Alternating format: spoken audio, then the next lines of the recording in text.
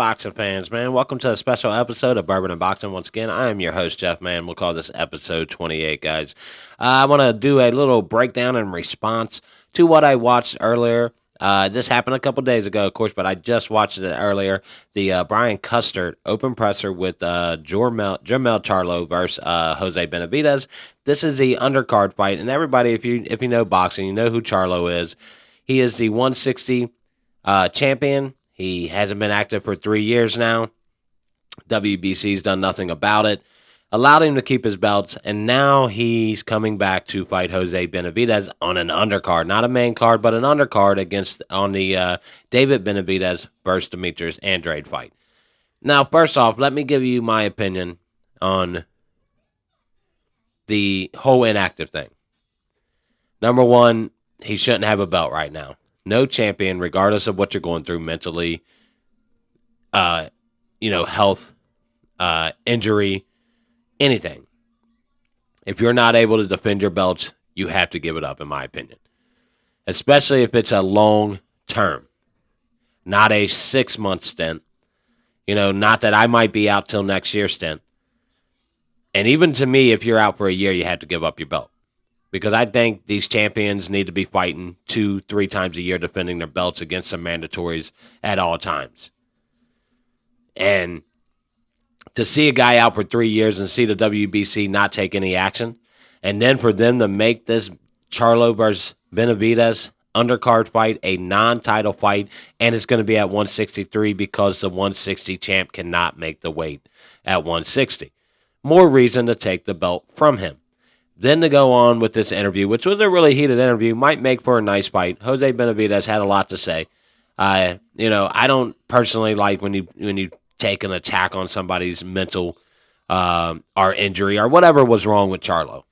Whatever was wrong is his business, not really anybody else's. But when it comes to boxing, as a champ, he shouldn't be a champ right now. That's my opinion. No matter what he's dealing with. You have to deal with that on your own time, and the sport needs to continue. It shouldn't be put on hold for one guy in a division being on hold when you have Carlos Adames in there, Janabek, also, two good fighters there. A couple other guys out the top of my head can't remember, but a pretty good division that's been on hold for one guy for 3 years with inactivity, and to hear, the WBC not only allow this fight to happen, but to allow it to be a non-title fight. It's hard. I'm trying to hold my words and not cuss, not sound unprofessional, but it's ridiculous to the point that it's corruption. To the point that how can you not see this as corruption? Are they trying to keep those belts so that it looks better when he fights Charlo or when he fights Canelo, if Canelo gives him that fight, which if he gets that fight versus Canelo being on a 3-year inactivity, that's ridiculous. Also, that's the sport of boxing. You're going to pass up, let's say, the winner of this David Benavidez versus Demetrius Andrade fight. That should be the next in line to fight Canelo. No questions asked. If you had an organized committee overseeing the sport of boxing, you would not have this bullshit that we saw in September. Charlo versus Canelo. You would not have this bullshit we just witnessed a couple weekends ago. Tyson Fury versus Ngannou. An active champion fighting in an exhibition fight, in a non-title fight. An active 154 champion moving up 14 pounds to take on the 168 champion for zero reason whatsoever. No belt on the line. Holding the belts at 154 when he could have had a fight against Tim Tszyu lined up. And we could have had a unified, and we could have pretty much unified that division. We passed on that to watch a guy jump up 14 pounds to get his ass kicked. And if you had a committee in boxing, this wouldn't be happening, guys. And that's a fact. It's getting to the point of something has to happen. When you have champions fighting once a year, being inactive and fighting exhibition fights, while being an active fighter, that is a black eye to boxing. Because in no other sport does that happen. In any kind of combat sport, and I'm not talking football and baseball and basketball, those are all team-oriented. It's completely different. But in combat sports, one-on-one fighting, no other combat sport is a champion inactive, is a champion taking exhibition fights, is a champion not fighting mandatory fighters. Never, man. Boxing has to reform itself. Teddy Atlas put a thing out there going over a year now since he's been actively trying to reform boxing, get a committee in the U.S. to overlook all this stuff, to finally hold judges accountable, hold fighters accountable, make mandatory fights happen, allow these guys to come up, and not only just the fights to happen, but for these guys to have medical and all this other stuff, retirement funds, to where if, robbery in boxing is an everyday thing. We see it every week. Some kind of controversial fight, some kind of controversial judging. It happens. And it's not just boxing, guys. I'll get into that on another episode.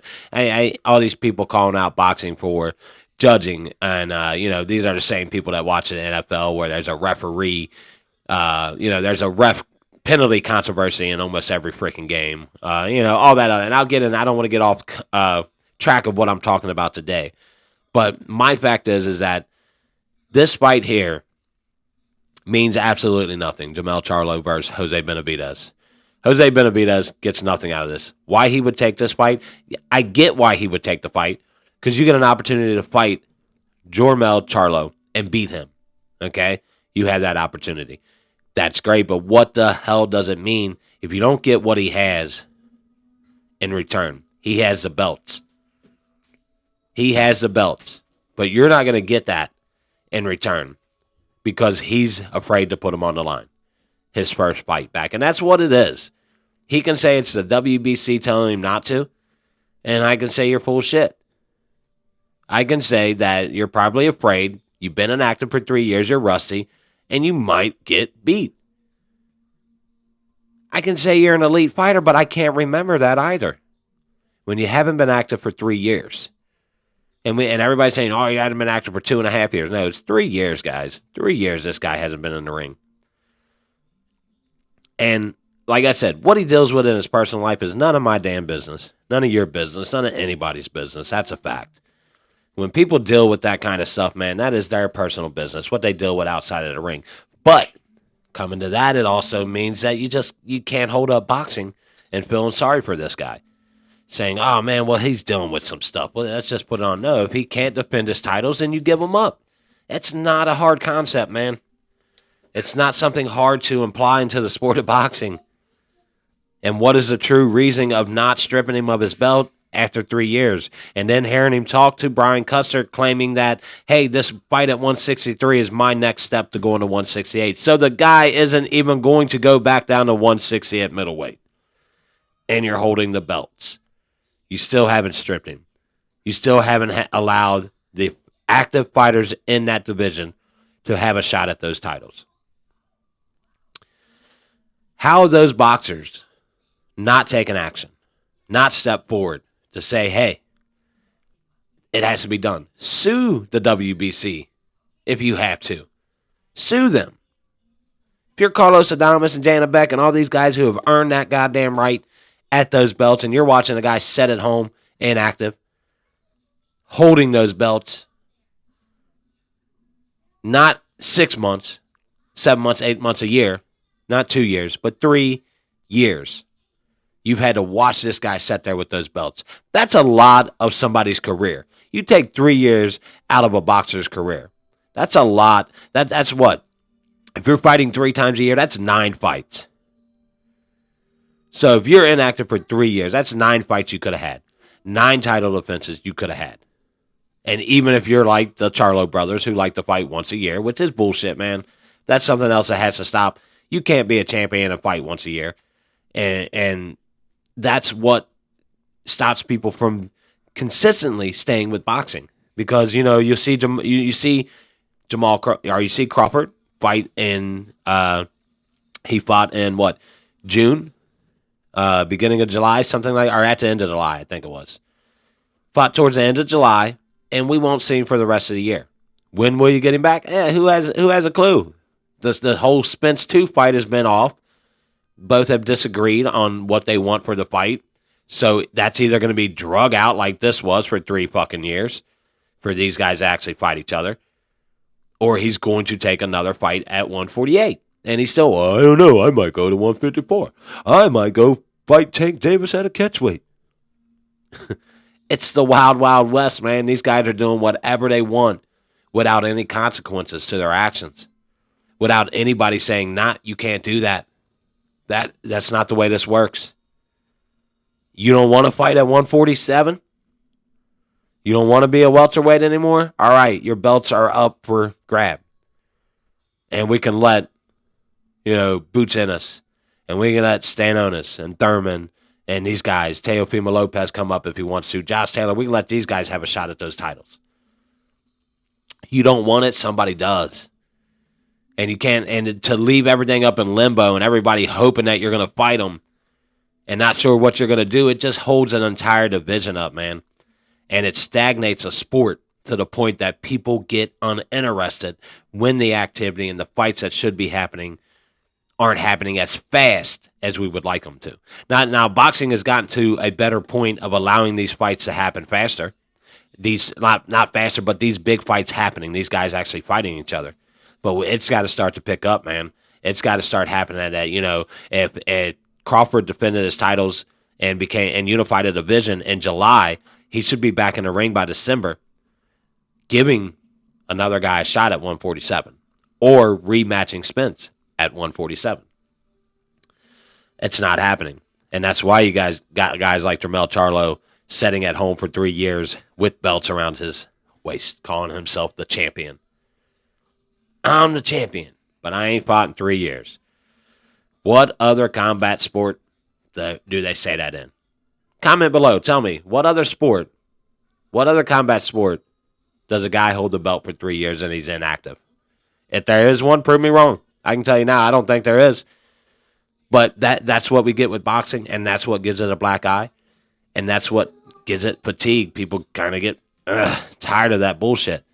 And that's where a committee comes along. This is what Teddy Atlas talks about in reforming the sport in a way that people will be more interested. The fights will happen. Mandatories will happen. The champions can't sit around. If you got the belt, you need to defend it.